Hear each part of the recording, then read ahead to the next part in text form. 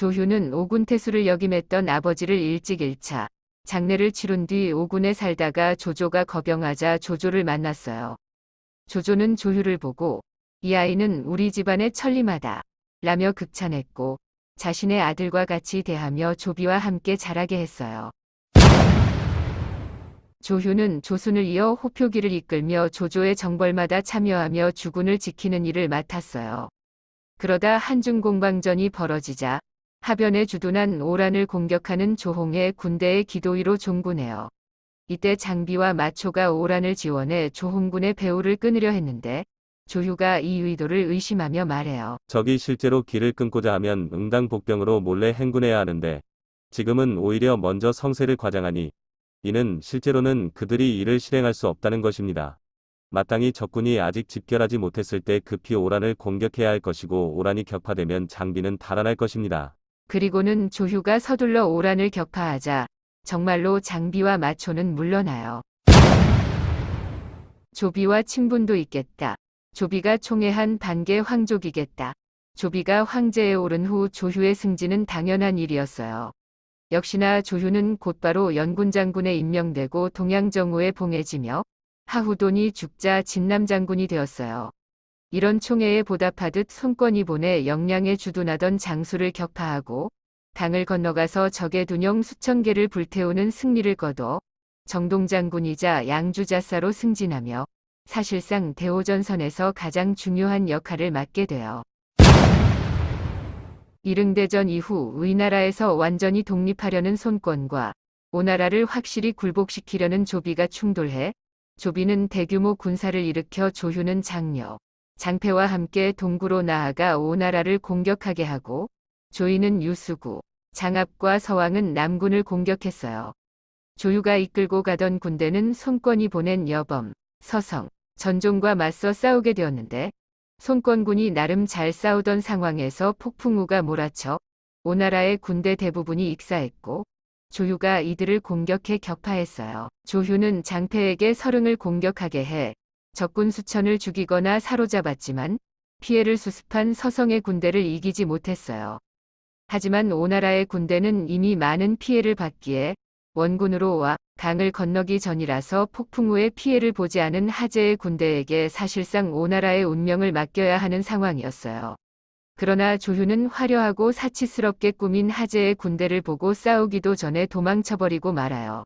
결국 이후 조인까지 퇴각하며 조비의 남정은 실패로 돌아갔는데 사실 이건 조휴의 다음 병크에 비하면 귀여운 실수 수준이에요. 조비가 의독할 때 조진, 사마이와 함께 조예를 보좌하기도 했던 조휴는 조예가 즉위하자 양평우에 봉해지고 오나라 장수인 심덕을 격파하고 한종과 적단 등의 항복을 받아내 대사마로 승진했어요.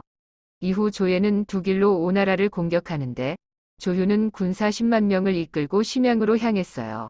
이에 오나라의 주방은 편지를 7통이나 보내며 조휴를 유인하는데 주방이 오나라의 난관에게 머리를 풀고 사과했다는 얘기까지 들은 조휴는 의심을 거두고 조방의 말대로 완성까지 진격해요.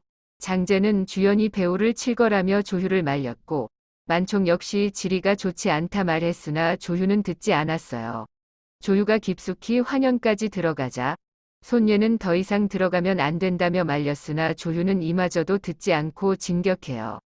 저렇게 말리는 사람이 많으면 한번 진격을 멈춰볼만 한데도 뚝심으로 전략을 밀고 나가던 조휴는 오군이 육손을 대도독으로 삼고 주한과 전종을 좌우독으로 삼고 6만 명의 군사를 끌고 오자 조휴는 이제서야 자신이 속은 걸 눈치챘어요. 그런데 속은 게 부끄러웠던 조휴는 병사수가 많고 정예하다며 그냥 육손과 전투를 벌이는 최악의 악수를 선택했고 육손에게 패해 석정으로 퇴각해요. 밤중에 육손이 중앙으로 주한과 전종은 좌우로 군을 세 갈래로 나눠 공격하고 주방이 조휴의 병력을 끊어놓자 조휴는 대패하여 그 모습이 비단이 찢어지고 기와가 깨지는 형세와 비슷했다 해요. 조휴는 죽을 뻔했으나 조휴군의 왕릉이 필사적으로 포위를 뚫어 조휴는 빠져나오는데 성공해요. 그러나 조휴군은 만여 명이 죽고 물자 대부분을 뺏기는 대패를 당한 상황이었죠. 당시 동관을 공격하러 간 가규는 조예의 명을 따라 동쪽으로 조휴를 구하러 갔어요. 가규는 조휴가 패했을 것을 예상하고 속도를 2배로 올려서 밤낮으로 길을 재촉하여 진군해 병사와 식량을 조휴에게 제공해 피해를 1만 명 정도로만 한정하는 데 성공했어요.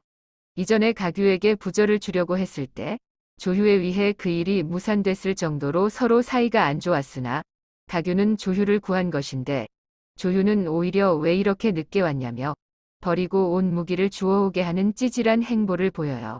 이에 가규는 반박하며 돌아갔으며 이후 둘은 서로 상주했고 국가에서는 가규가 옳은 것을 알았지만 조휴가 황족에다가 중책을 맡고 있기에 그냥 둘 다 옳다고 명을 내리는 막장 행태까지 벌어지고 말죠. 심지어 석정전투 이후 송권은 황제의 자리에 오르니 조휴는 그야말로 빵점짜리 시험지를 의나라에 제출한 격이었어요. 어쨌든 살아 돌아온 조휴는 편지를 올려 사죄하나 황제는 조휴가 종실이라며 딱히 벌을 내리지 않아요. 조휴는 군법상 마속처럼 처형당에 마땅하지만 황족이고 공을 많이 세워 죽이지 않은 것이죠.